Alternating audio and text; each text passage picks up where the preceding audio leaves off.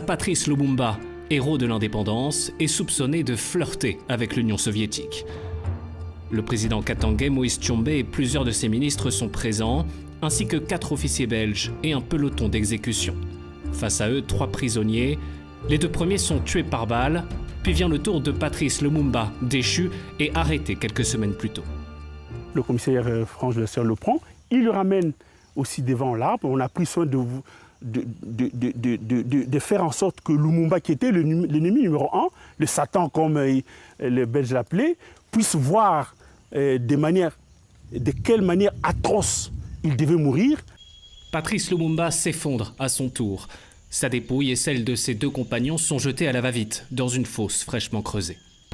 Le lendemain, des officiers belges reviennent sur la scène du crime et déterrent les cadavres pour les déplacer.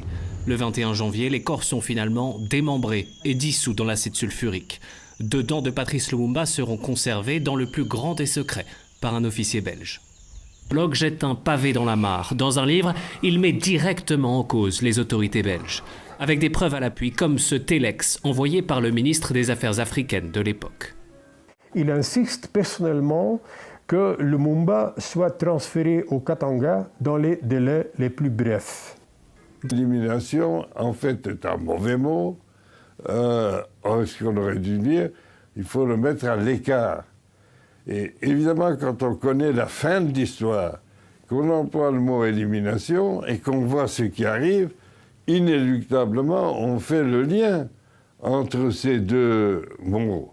Mais comme c'est moi qui ai envoyé ce texte, je sais très bien ce que j'avais à l'esprit. Pour le moment, le vieil homme peut dormir sur ses 2 oreilles. Dans cette enquête ouverte il y a plus de 9 ans, aucun jugement n'est encore programmé par le parquet fédéral.